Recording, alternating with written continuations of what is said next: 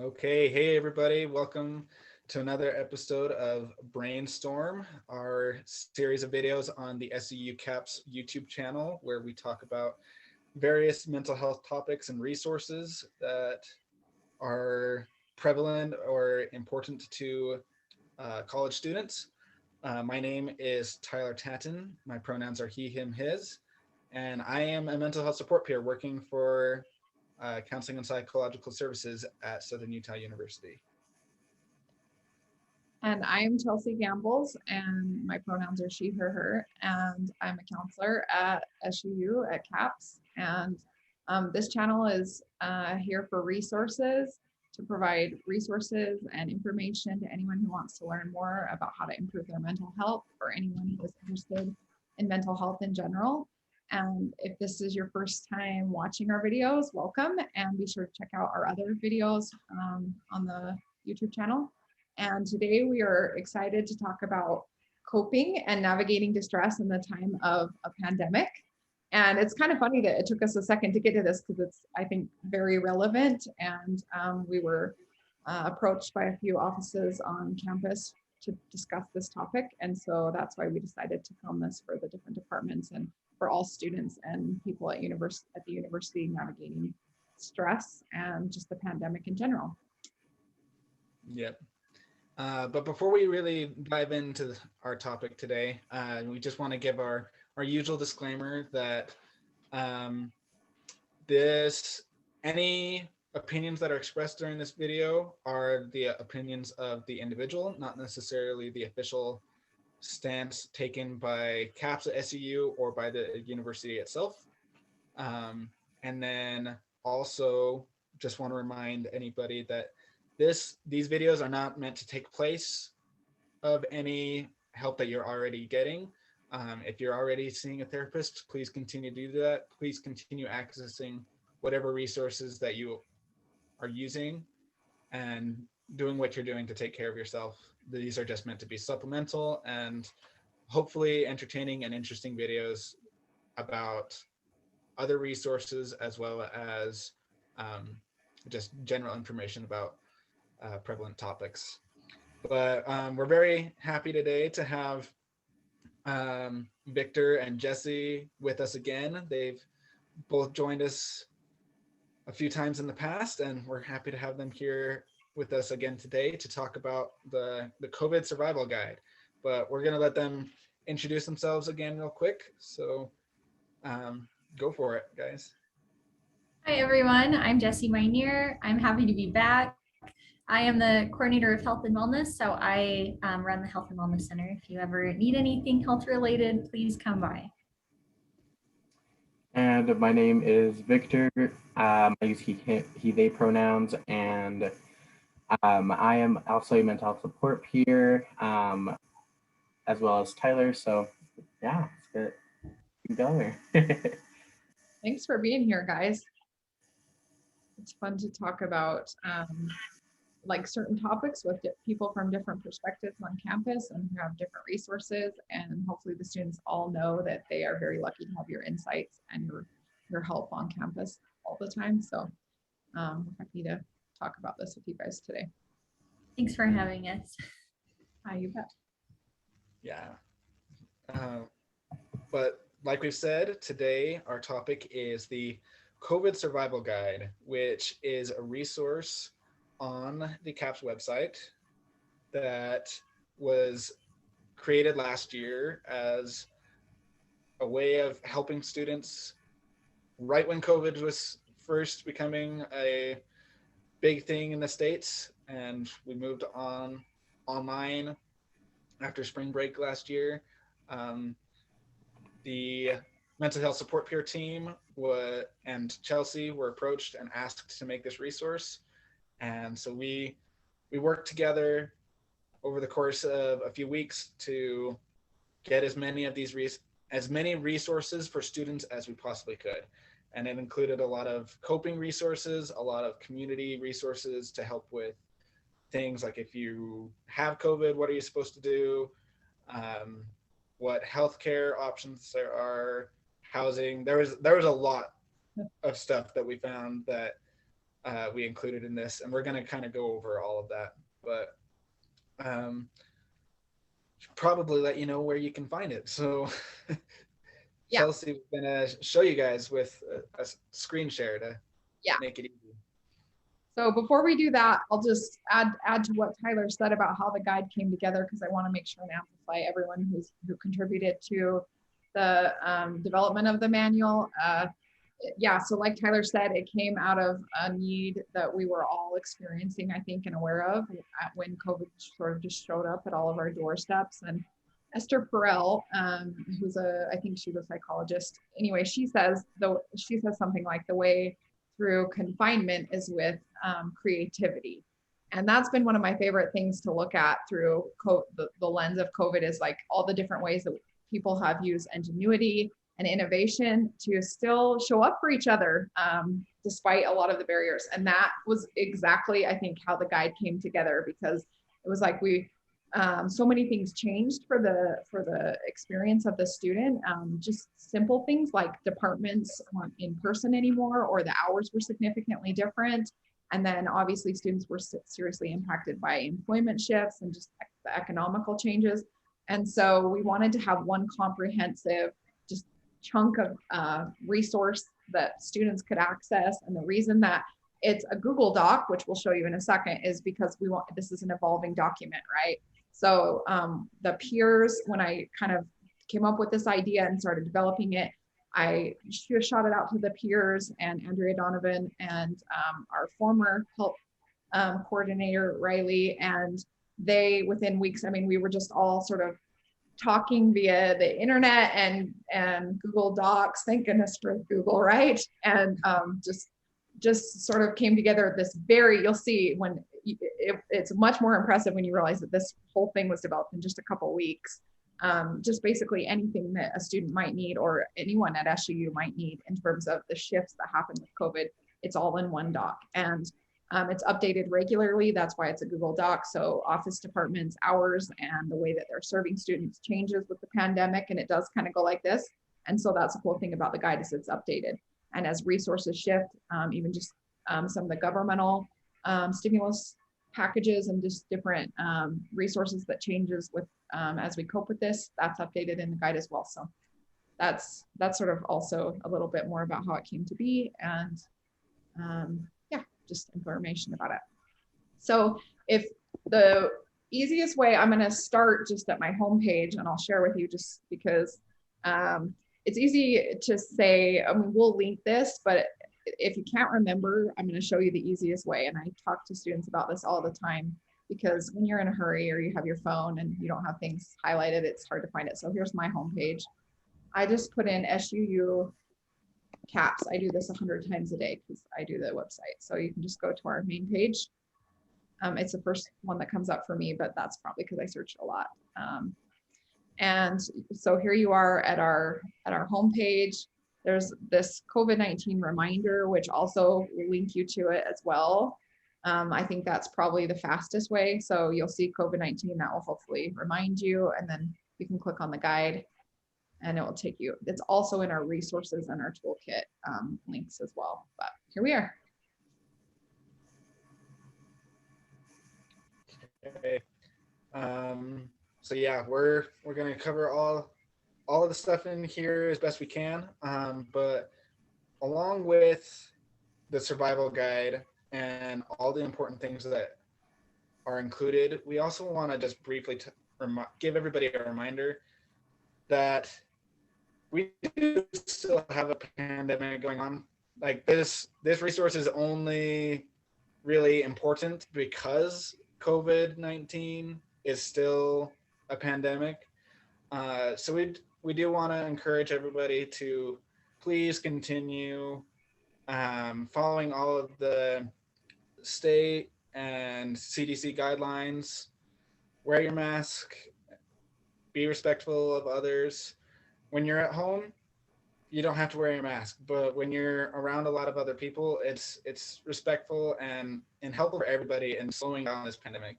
So please follow state and CDC guidelines. As those change, you can change with them, but for now, that is the recommendation that everyone should be wearing a mask when they're out in public or in large groups. So please follow that.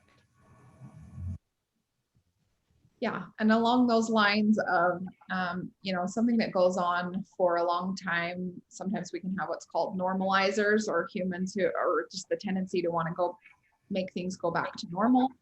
And it can get easy to, since it's been so long, and it certainly feels long, to want to take things back to normal. And we just want to remind people that, like Tyler said, we are still in the pandemic, and there's been a lot of consequences, obviously, and suffering that's occurred as a result of this. And masks are one way to help with that. Another is xenophobia and addressing racism. We know that a number of Asian Americans and other populations have been targeted and impacted in very serious ways as a result of the pandemic and of systems of racism, and nothing to do with them as humans. And so in addition to all of the things that we face with COVID, certain humans are having to face an additional bit of marginalization and discrimination. And so we also just want to give a reminder to everyone to do your work.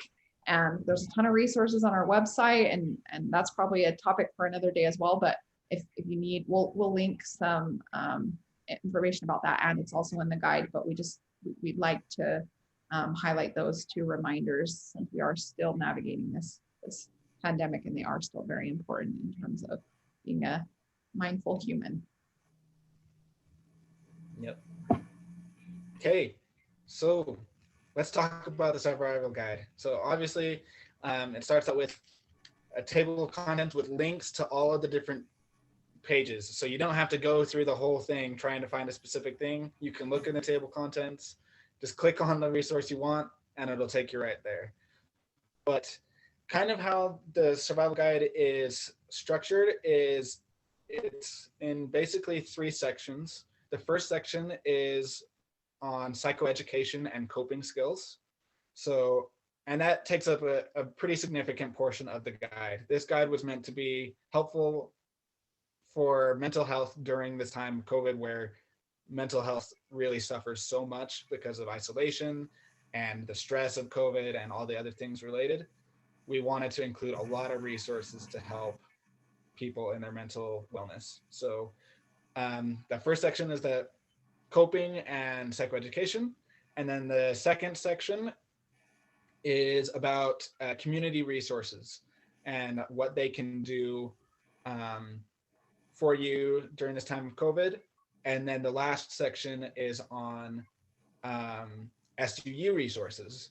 So it kind of goes through like each department and some of the things that each department is doing to help during this time. So so we'll just kind of go through the guide a little bit, and we'll talk about, give a general overview of some resources, but then near the end, we're going to really discuss several of the coping skills that we wanted to highlight that we found to be very helpful during this time. So like Tyler mentioned, it's quite exhaustive, and that's the intention behind it. So helping with the mental health and navigating this stress in the time of COVID, there's a number of skills that we outline, and like we mentioned, Victor and Jessie will cover those at the end.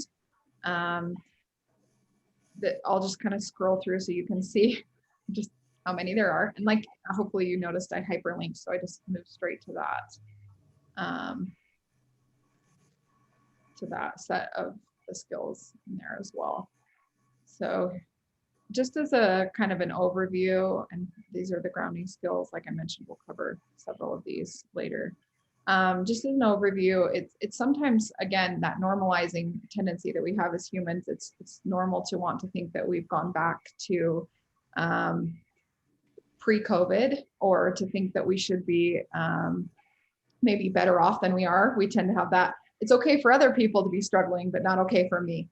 And so just as kind of a way to explain the way that the tools are designed, one way that I kind of think about panic is, our brains are developed from the bottom up in terms of the evolutionary perspective. And so just like the caveman who had to eat, sleep, and stay alive, he also had to stay alive, right? So part of our preliminary or our initial brain function was in identifying threat. And so these are lower order thinking basic functions. And so they were very important to the individual whose goal was to eat, sleep, and stay alive. So if you picture like the caveman walking through the woods and he's thinking about how he's going to stay alive, and he notices a predator, right? Or he's thinking, he's smelling, he's being aware of things that are coming after him. If he notices a predator, our body is designed to have an activation in our nervous system to respond to that. And then we either fight, flight, flee, or freeze. You've heard those things that then initiate a deactivation in our body to regulate. And that was very useful when we were physically in threat all the time, right? Just like wisdom teeth were really useful at one point, and now they're just a pain in the rear. So one way to think about this is that, when we're faced with COVID and so much of our life's changed and just the precariousness of life is threatened, right?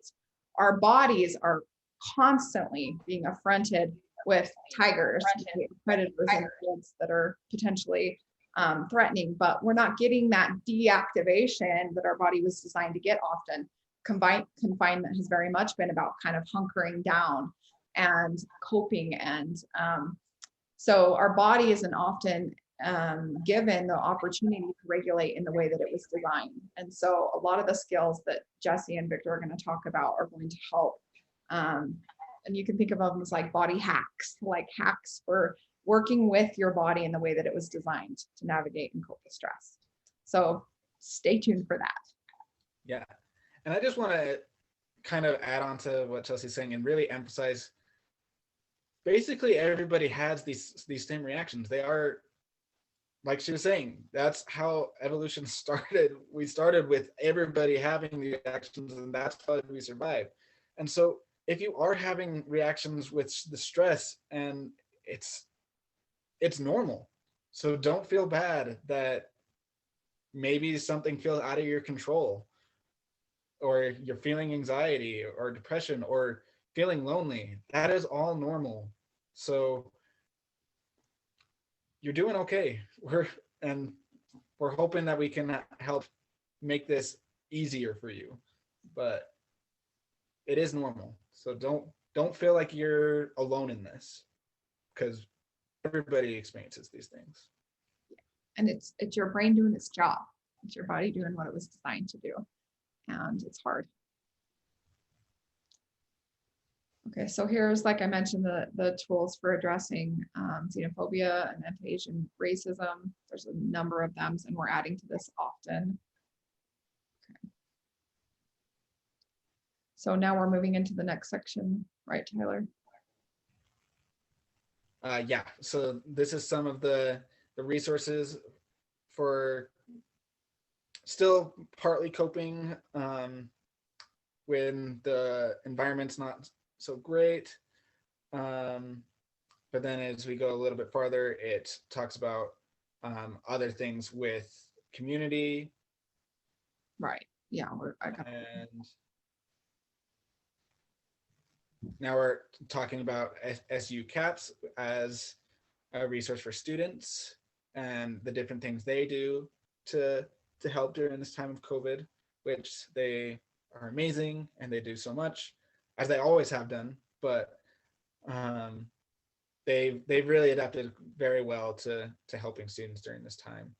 And then the mental health support peers, Victor, Karina, and I, we still meet students, whether you prefer to do it in person or over Zoom. We're happy to do anything and talk with you. Amazing. Huh? You said, and you're also very amazing.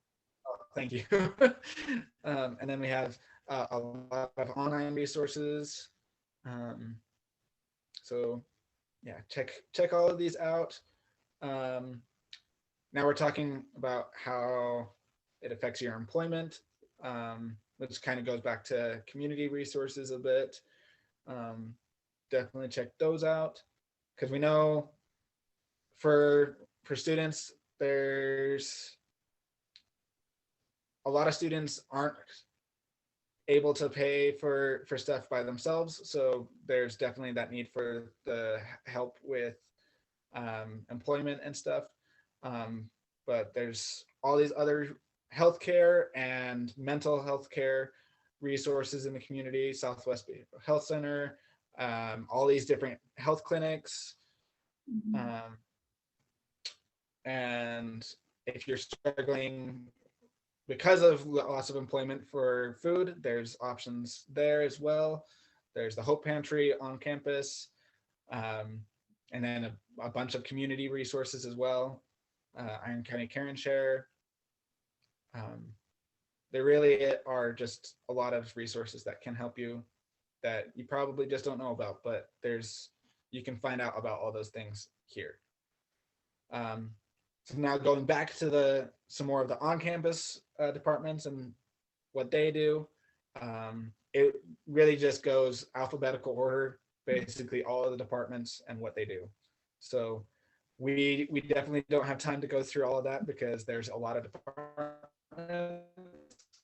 So go ahead and check it out, and there's probably something various departments on campus can do for you. Just check it out so that you know what resources are available to you and you can take those. But now that we've kind of given you just like an overview of the entire thing, which we know is a lot, it's like trying to drink from a fire hose. Now that you can't breathe, we'll go back to our big focus with the survival guide is the coping skills. And that's why we're so glad that we have Jessie and Victor here. They're going to talk about more of those. But real quick, Chelsea's going to talk about one of our acronyms that we really like, this FACE COVID acronym. Yeah, so this was developed by Russ Harris, and it applies acceptance and commitment therapy, which is kind of part behavioral, part cognitive steps. Just the idea that when we do things differently, we feel differently. So FACE COVID stands for focus on what's in your control, acknowledge your thoughts and feelings, come back into your body, engage in what you're doing, committed action, opening up, values, identify resources, disinfect and distance. So it's a lot, and it's okay. The reason why I love acronyms and why a lot of models use acronyms is because even if you can think of the word and just come up with a few of the steps, you don't need to know, or you don't have to remember all of them. I mean, you can also pull up your Google Doc, but most of these are self-explanatory. I want to highlight coming back into your body, because Victor and Jessie are going to talk about a number of ways that can show up for you, or some skills that you can use to come back into your body. Mindfulness, there's a reason that it's super trendy and something that you might hear a lot with veins in almost every area of wellness, is because coming back into our body is really important. So they're going to cover some skills that will help you do that as well. And then the idea of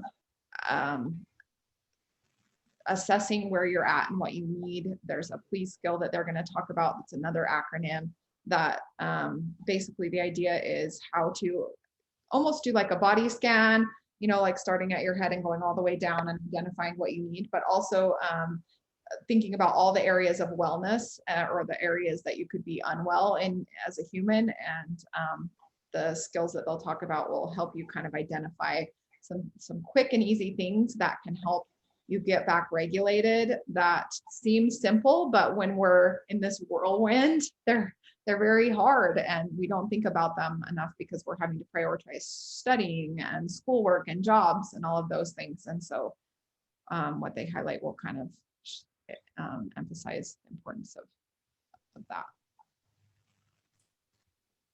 Awesome. Yeah, just like Chelsea said, Victor and I are going to go through some different grounding techniques, but first we wanted to make sure that everyone knows what a grounding technique is. And so it's a type of coping strategy that grounds you or just brings you back into your body, back into the present moment, just like Chelsea had talked about. And it can be a method to cope with anxiety or fear or trauma, flashbacks. different emotions that you might be struggling with. And it's definitely a form of mindfulness, and it can be a method of distraction to integrate your mind and body and navigate any upsetting thoughts, memories, feelings, or anything like that. And so Chelsea had mentioned please skill, and it's a little acronym, and it's treat physical illness, and they're not like straight in line. So it's, thank you for having the little reference up on the screen, but it's treat physical illness, balance eating, avoid mood altering substances, balance sleep, and get exercise.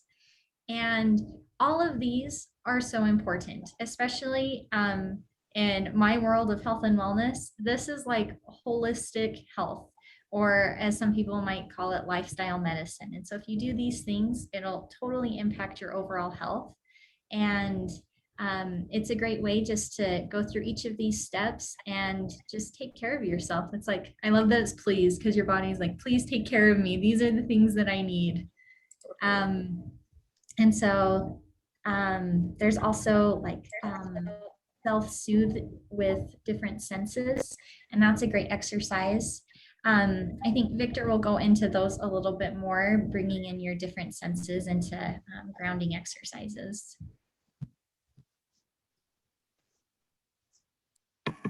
Yeah, so with the different senses and kind of being able to ground yourself back into yourself in the present moment and with your body, it's really beneficial that obviously we have our senses and it is just works great in regards to making sure that you're present.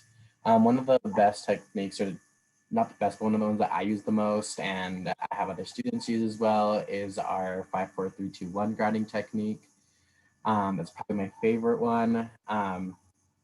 And so you go just kind of in order. You address first 5 things that you can see visibly, whether it's you can see your foot at, like, if you're laying on your bed and you have a blanket over, you can see your foot poking out at the bottom. You can see your ceiling, a picture frame, the sun's poking through your blinds, whatever it might be. 5 things that you see, 4 things that you can touch, and then 3 things you can hear, 2 that you can smell, and 1 that you can taste. The taste for me is always usually the more awkward one, because you're like, what can I taste?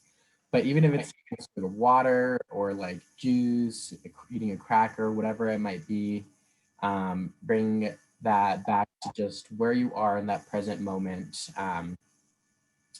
And that is probably, I would say, in my opinion, one of the most beneficial ones, especially with any sort of disassociation and any sort of anxiety and stuff like that, just because it makes sure to bring you back to your present moment where you're feeling, seeing, hearing all these different things. Yeah, that's probably one of the best ones in my opinion. Another one that I love to use is called butterfly hug. And that one is just so great in regards to processing information, since it does connect both of your hemispheres in regards to just any sort of processing. It's quicker with that. It kind of brings down your level of anxiety, level of fear, whatever it might be. But essentially what you do is we engage in some type of intentional breath work, whether it be diaphragmatic breathing, box breathing, even if it's just taking in deep breaths slowly, counting it out, and you're just drawing awareness to yourself. You're trying to notice any sort of emotions that are coming up, any sort of psychological indicators of yourself, try to figure out where you're at in that present moment. And again, this is really beneficial just because it activates both hemispheres of your brain so that it can process information at a quicker speed. Obviously, during this whole time, just remember to breathe, and that's essentially the main focus. But what you want to do is you're going to cross your hands over, kind of like how we do for any sort of our athletics where we do our T-bird. And you basically just put that closer towards your collarbone and you just kind of tap back and forth. And that is just alternating kind of left and right slowly. You can pick up the tempo. You can slow down, whatever you feel you might need. You can kind of incorporate like a swinging back and forth. That's what your body feels that it needs. And then again, this is just to kind of bring you back to your present moment, making you aware of yourself. And again, the biggest thing is breathing while you're tapping. And that is probably one of the quickest ways, in my opinion, or the best ways to kind of bring you down to your present moment, your present self at that time. Just because it definitely does slow your mind and your body once you start breathing and incorporating it with your breaths. And it's just an all-around great technique. I definitely use it if I'm ever feeling any sort of anxiety, any sort of fear revolving any matter. Yeah. There are also some really great apps available on the iOS for iPhones, or the like Google Play or whatever it might be for Androids. There is probably one of my favorite ones. It does have a cost associated with it. On iOS, it's $4.99. So if you do have some cash, some funds that you might have access to use for that, it's called Anxiety Release based on EMDR. And it is amazing with the amount of anxiety techniques that it has, mechanisms, things to bring you back again to your self-awareness and to your present moment. There are other apps similar like that where like they just bring you back, great for meditation, great for kind of zoning in on your current self, assessing what your needs are in that moment and just being aware. Some of those apps are Headspace. You might have heard or seen ads. Sleep Cycle is great in regards to trying to figure out kind of how you're sleeping, whether you're getting enough REM sleep, whether you're reaching it, all of that. So that is associated with that. The mindfulness app is another really great one. And Calm is another great one as well. So those are just a couple of the apps that you might have access to, which I would definitely recommend. And then I think Jessie is going to address just couple more skills maybe to kind of help you associate or assess your anxiety and your present self. And real quick before she does, I just want to mention that with all of these grounding techniques, the mental health support peers and the other staff in the Health and Wellness Center, we have a lot more information on this, and you can always come in and talk to us about it. We have an extensive list of grounding techniques because not every grounding technique is going to work the same for every person. One technique might work great for your best friend and not work at all for you, and vice versa. So you kind of have to do some trial and error practice with grounding techniques to find out what works best for you. But sorry, go ahead, Jessie. No, thank you for adding that, Tyler, because that is so important to recognize and for everyone to understand that like everyone is different and that's okay. And it's good. And so doing what works for you is what we're here to help with and help you explore different options. So thank you for adding that. Another skill is called Stop Skill. And I really love this one because it is limitless in where you can do this. It can be on your own if you're by yourself in your room. It can be in the middle of class, in the store. It can be used anywhere.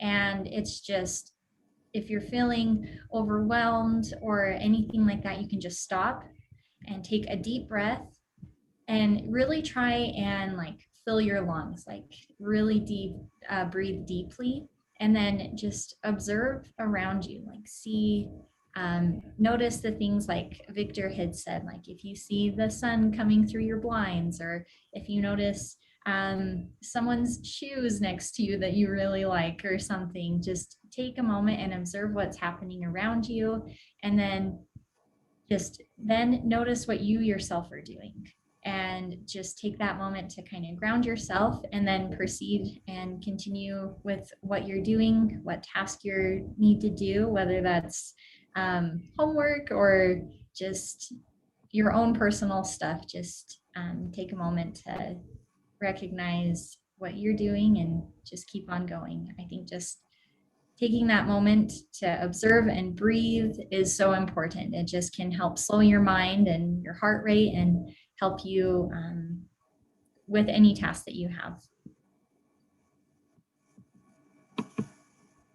Yeah, and that is probably one of the easiest ones to do in regards to like being in a different location that you probably aren't super comfortable with, or you don't necessarily want to jump out and start doing the butterfly hug in public. If you're not comfortable with that, stop is a great skill, great coping technique. Another one that we're going to address is the tip skill for managing kind of your extreme emotions, anything that you might be feeling. So TIP stands for temperature, intense exercise, paced breathing, and paired muscle relaxation. So we'll start off with temperature. Obviously, like when you're upset, when you're feeling anxious, our bodies often feel hot or a little bit warmer. And that is okay, that's a normal physiological response. But a great technique would be to counter it. You could either splash your face kind of with some cold water, hold an ice cube, maybe rub it around your face, or if you're in your car, just like turn on the AC for a bit, let the AC blow in your face. Obviously right now with it being winter, you might want to switch it around and do heat and turn on the heater. Essentially, you just want to change your body temperature. Typically you want to cool down just because our bodies get heated up when we are feeling different types of emotions, like anxiety, anger, whatever it might be. And it just helps you cool down by changing your body temperature, whether it's adjusting it up or down, typically down, but whatever you might need. It just helps assess that both physically and emotionally. Again, the next is intense exercise. So again, you want to kind of match your emotion with your exercise. You don't necessarily want to obviously run a marathon or something in that present moment. You don't need to, obviously. Something just as simple as like sprinting to the end of the street, maybe just doing some jumping jacks while you're just in place, kind of tiring yourself out. If you have access to any sort of like a pool, a track, just going outside, whatever it might be, you can jump in the pool for a bit if you have access to that. Run a couple laps or jumping jacks, jump rope, push-ups, whatever it might be, just some quick intense exercise, since that will obviously increase your oxygen flow and help decrease your stress levels. It also helps because it's connecting your brain typically, since you're moving with both sides, and it'll help you process information quicker. And it's gonna tire you out. Intense exercise will definitely tire you out, and I don't know about you guys, but at least for me, it's a little hard to kind of stay either upset or anxious once I'm exhausted at that point. So it'll definitely help with that. And then the next is paced breathing. Something as simple as controlling your breath is gonna have great impact on just your emotional standing and assessing that. Obviously, there's different types of breathing exercises. So if you have a favorite, go ahead and do that. If not, there's something called box breathing, which is something that I use a lot. Basically, each breath interval is about 4 seconds long. You take in 4-second breath, hold it for 4 seconds, breathe out for 4 seconds, and then hold. And you just repeat back and forth continuously. And then you just want to focus on the breathing pattern until you feel more calm, and it helps just reduce your body's fight or flight response. And the last one be paired muscle relaxation. Sorry, I'm going too in depth in these, I feel, but it definitely helps. The next paired muscle relaxation is essentially when you tighten a voluntary muscle, relax it and allow it to rest. And the more times that you continue to do that, it'll become more relaxed as it kind of releases that tightness. And then again, it can be any part of your body, whether it's your fingers, you just kind of tighten, make a fist, go back out, your legs, any sort of body muscle. You just need to tighten it for at least 5 seconds or so, just short time, and then let the tension go that you're holding. And it's just gonna start to relax you down, just because relaxed muscles require less oxygen. So when you incorporate that with your breathing, it's definitely going to just bring you down to a good area where you're going to have a great heart rate. Your breathing is going to be more comfortable and you're just going to be more present and in the moment. Yeah, those are kind of just a couple little techniques in regards to coping mechanisms and grounding exercises. Like Tyler had mentioned before, we do have a lot more techniques and exercises that we can kind of inform you of at the Health and Wellness Center with our mental health support peers. We are obviously more than welcome to talking with students at various different times. We definitely want to adjust and meet you at where you're at and kind of help address whatever needs that you are needing. Some projects that we also have and are working on throughout the week that kind of help out with any sort of mindfulness and coping mechanisms is on Mondays, we do have something called Mindful Mondays, and they're essentially just 10-minute guided mindfulness exercises. And they're just to promote stress reduction and increase your focus in school and classes. And again, they're short, they're 10 minutes just because we want to make sure that students can get to and from class and usually using those 10 minutes that they give us. They work great. On Mondays, it's from 12:50 to 1 p.m. and then 1:50 to 2 p.m. So we have two different interval times and they're on Zoom. We will be linking hopefully a flyer into this video as well. But you can just hop on whenever you feel like it. And they're just short little mindful exercises to kind of help you keep a better focus and just be more calm and more in the present moment throughout your day.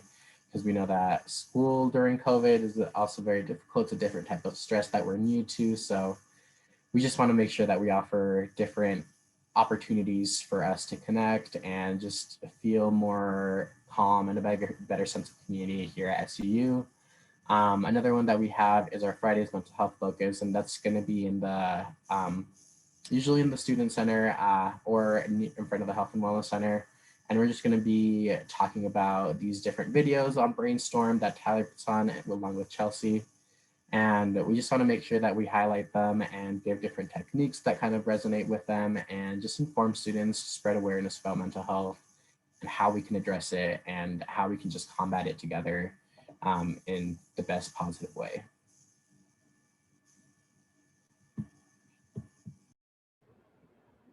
Awesome, thank you so much. And I'll also add a plug for the groups that we have at CAPS that supplement and follow a lot of those same ideas. We have a mindful self-compassion group. And if you'll watch our video from last week with Christina, we cover what that looks like and those skills as well, and a number of different quick groups that you can jump into as well. So I think CAPS and the peers work together to because there's a lot that goes into being human and navigating this. And so there's resources on all fronts to address that in different ways. And we're super grateful to have each other. I know that. So. Yeah, absolutely. And if you want to learn more about the resources at SUU, whether it be CAPS resources or resources specifically with the mental health support peers, we have videos about that already. And you can check out all of those projects that we're doing to help everyone. But thank you for staying with us through this video. We hope that this COVID survival guide is helpful to you and that you understand it a little better now. And we're excited to see you around on campus and hope that you're doing all right. But definitely reach out to any of us if you need a little extra help. And we'll get through this. Yeah. As long as we work together, we'll get through this and learn from it and be better. So, okay, thanks, T-Birds. Have a good one.